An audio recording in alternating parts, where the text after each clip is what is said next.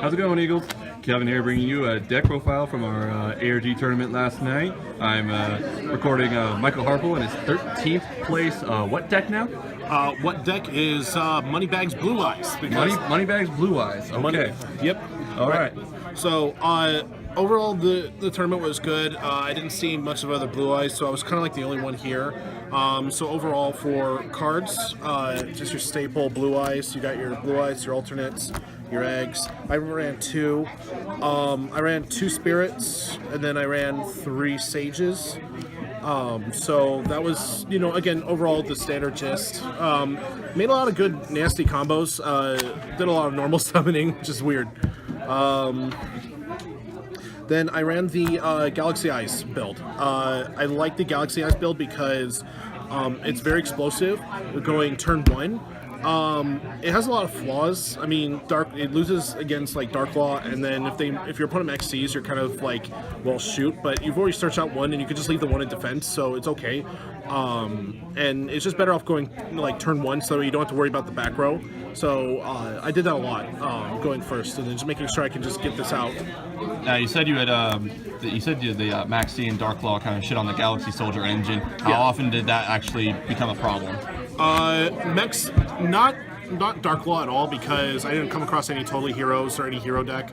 Maxi only like 3 times, and even then it was only one time I just didn't care. I just accepted Maxi challenge and I went for game. So, and that's basically how it worked out a lot. All right.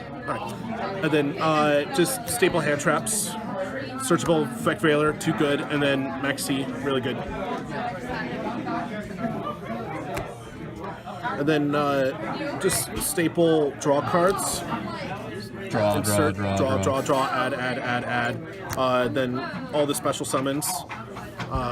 There's more to that. I tech in 1 Silver's Cry because I think Silver's Cry is really good.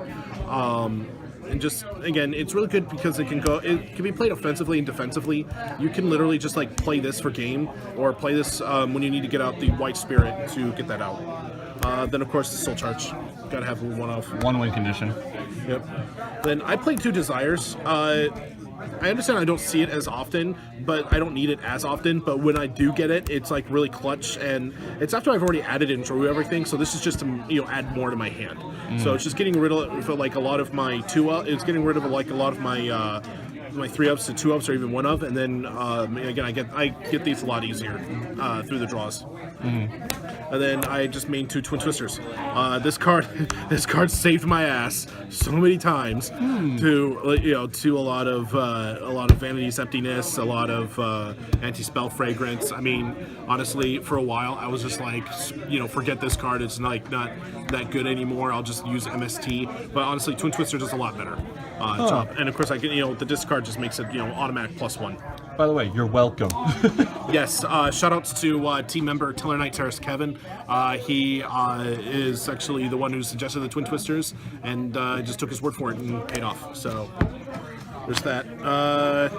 That's it for main board? That's it for main board. Let's go extra board. Okay. All right. Just your staples. 2 Blue Eyes Spirit White, 2 Azure Eyes. Then just the targets for the Spirit. I didn't have Michael. I didn't think that it was, that good, even though the matchups that I had, it wound up that it would have been good, but I didn't have it at the time. And then Crystal Wing, I never went into these 2. Like, it really kind of sucked that I never had a full opportunity to go into these 2, but, it's just better to have them than not. So that's it for Synchros. For Xyz, gotta have the Nova and Affinity for the Galaxy Eyes. That's the only way to really play it. Then more the Galaxy package. These cards literally win the game. Like, if you play this, you have to win. Then Felgran. This is actually really good against Magispectors. I didn't play against Magispectors, but Metal Foes, they run their triple Bambuku and 1 Kirin. This actually really does help against just a lot of Metal Foes. This is like a walking effect veiler, and it also just prevents a lot of stuff from happening. And then Titanic Galaxy. This is self-explanatory. And then my tech was actually number 23. Again, Lancelot. This was kind of like my version of just like Nightmare Shark. I never really played him all that much because I always had game no matter what. And my opponent just scooped before I could even go for him. So, but he's good because he could just, if your opponent's just below 2K, you can just go over his board and just nail it. The next is sideboard. So I side one Cat Sith. Cat Sith I think is a good side because it's still a level 1 tuner that you can search. And then again, it's just an extra MST. So this is basically the third Twin Twister / MST. It's a little bit more targetive, and you can actually plus a little bit better off of it because if you use it for melody, it's like really good plus. And then I'm gonna modify this thing a little bit. Just 2 Denkos. Got to play it against back row decks. I never really sighted it in all that well against back row decks. It just wasn't that good. I mean, just my matchups. That's all it was. It's a good card, but just my matchups weren't that good. 2 D barrier. Didn't really pan out working out that well. It was really nice though to it just slowed down cards. But honestly, as a sideboard, it's really difficult. I gotta get I gotta go with turn 1. So basically, this is a side in if I lose game 1 to try to prevent them from going off in their turn. Then there's the anti-spell fragrance. This does hurt me a little bit, which is why I have 2, but it shuts my opponent down. So this is like my version of their vanities. Since I don't run vanities at all, I kind of like this card overall because it just stops their spells. Then 2 Ghost Ogres. I have supers, I promise you. This is disgusting. I still have these stupid golds. But yeah, this card came in handy only a couple times. I mainly used it against the Cosmo, because they would be like Strawman that would just do this, and yeah, they get their Strawman off, but they don't have a Strawman to bounce out. So this is just really good to just nail against them.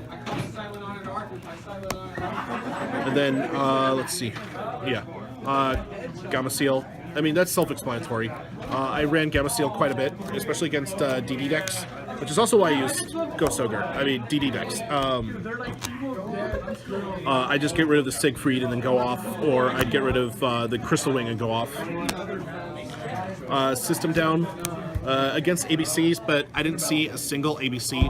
I saw Cosmo though. My round 1 matchup was against Cosmo, so I couldn't believe I got that happened. But luckily, I had these to use against something. It wasn't really that useful, but it actually just stalled him out for game. So, and then my favorite of all time, because I love how this worked out, DD Crow. DD Crow saved my ass so many times. Again, we all know what it does, but the reason why I love this card, I had to save it for last, is because my last matchup was against Mill Deck, and game 2, my opponent accepted Mexi challenge. He was going to Mexi me out, and I had already had 1 DD Crow, and I was waiting for him for the snow to activate, the Fairy Tail Snow, and then he just kept Mexing, and then I drew the second DD Crow, and I'm like, okay. Then he activated, and I'm down to like 6 cards. I have like 24 in my hand. Then it's just like, okay, he's like, Snow, banish 7. I'm like, DD Crow the Snow. Goodbye. And then he's like, okay, chain the other Snow. And I'm like, okay, banish your 7. He's banished 7. And I'm like, second Crow. And that was it. That was game. Because I had 24 cards in hand, and it was just over. You don't give a deck 24 cards and expect to win. You just No. You don't give your opponent 24 cards and say pass and expect to win. No. And then game 3 was really awesome because I opened with it, and he did have the Snow. But then I opened with it, and then he went Omega, and then he banished it.